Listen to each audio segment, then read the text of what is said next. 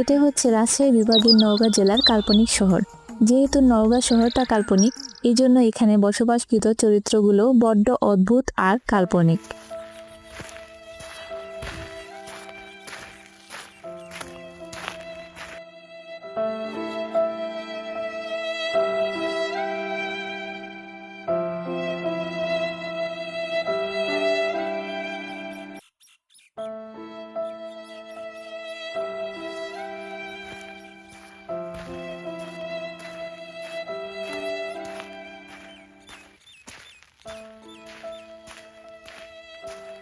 আরে দাঁড়াও দাঁড়াও, এখান থেকে লাফ দিলে বেশি হলে হাত পা ভাঙবে, এর বেশি কিছু লাভ হবে বলে আমার মনে হয় না।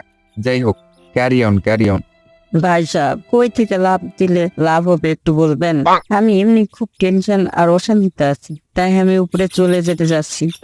আচ্ছা, লাভ দিয়ে লাভ করার বুদ্ধি আমি শিখে দিচ্ছি, তবে কি কারণে তুমি লাভ দিয়ে লাভ করতে চাও তা আমাকে বলতে হবে, তা না হলে আমি তোমার লাভ লসের মধ্যে নাই। আমার কোনো টেনশন ছিল না, আমি বিন্দাস চিল করা মানুষ। রাস্তা দিয়ে বাইক নিয়ে একদিন যাচ্ছিলাম, তখন একটা খুব সুন্দরী মেয়ে আমার মতো খুব সুন্দর মানুষের কাছে লিফট চাইলো। তারপর তারপর আমি অনেক ভালো মানুষ, আমার কাছে লিফট চেয়েছি, এটাই আমার কাছে অনেক বড় টেনশন, চিন্তা হয়ে গেল। কিন্তু আমি তো অনেক ভালো মানুষ, আমি তাকে লিফট দিলাম ভাই সাহেব।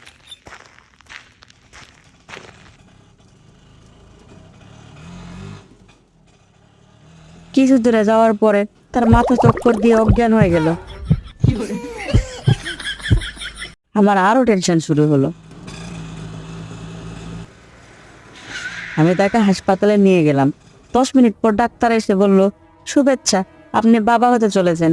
আমার আরো টেনশন শুরু হলো। বলল, মিষ্টি কোথায়, আপনি বাবা হতে চলেছেন। আমি তো আরো টেনশনে পড়ে গেলাম।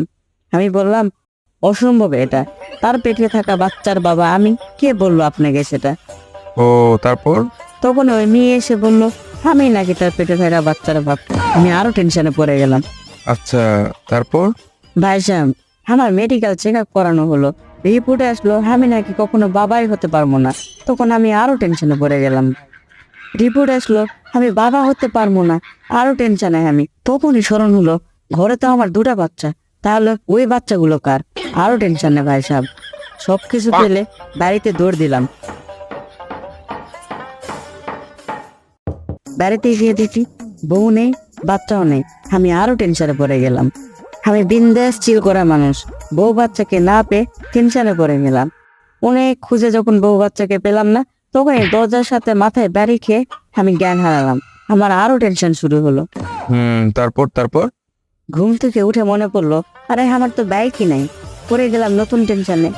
বাইক নেই, তাহলে লিফটও দিইনি কোনো সুন্দরী মেয়েকে। আমার আরো টেনশন শুরু হলো। হয়ে গেল ভাই, আমার মন খারাপ।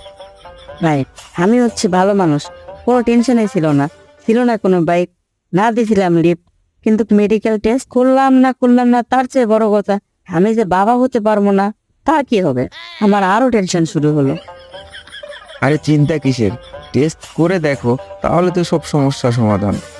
ভাই সাহেব, টেস্ট করাতে গিয়ে যদি সত্যি রিপোর্টে আসে যে আমি বাবা হতে পারবো না, তাহলে তো আরো টেনশন। বাড়িতে বউ বাচ্চা আছে, তাহলে কিসের টেনশন? রিপোর্টে ভালো কিছুই ফলাফল আসবে। ভাই সাহেব, আমার না আছে বাইক, না আছে টাকা, আপনি কি করে ভাবলেন আমার বউ থাকবে, আমাকে বিয়ে করবে, বা আমার বউ আছে? এমনি এদিকে রিপোর্টে টেনশন করতে করতে মনে পড়লো, আরে আমার তো বিয়েই হয়নি, তাহলে বাচ্চা আসবে কই থেকে? জীবনে এত বছর পার করলাম, আমার যে কত ছোট ছোট নিব্বিরা বিয়ে করতেছে, আমার বিয়ে হলো না। এই শীতে কত টেনশন আর কি কষ্টে আছি আমি, এই জীবন আর ভালো লাগে না। আপনি আমার লাভ দিয়ে লাভ করানোর ব্যবস্থা করে দেন ভাই সাহেব। মানে তোমার বিয়ে হয়নি, তারপরে পরে বউ বাচ্চা নিয়ে সংসার করো? সি, আমি পিওর সিঙ্গেল ভাই সাহেব। আমি বিন্দাস চিল করা চরিত্রবান মানুষ ভাই সাহেব। পরের বউ কেন, বইয়ের বউ নাই আমার কাছে। সত্যি করে কয়েকটা কথা বলো তো। জি বলেন। তার মানে তোমার বউ বাচ্চা কেউ নাই? না ভাই সাহেব, না। সত্যি করে বলো তো, তামাক পাতা নাকি ইংলিশ কোনটা খাও? ভাই সাহেব, আমি তো শুধু সিগারেট খাইতাম, মাঝে মধ্যে ধোয়া ছাড়তাম। তবে আমার এক বন্ধুর পরামর্শে কিছুদিন থেকে চলতেছি। ওর সাথে চলার পর সিগারেট তো সেরকম খাওয়া পাই না, কিন্তু গাঁজা মারা থেকে শুরু করে সবকিছু ধরছি, আর সারা পাই না ভাই সাহেব। আমি আরো টেনশনে পড়ে গেলাম।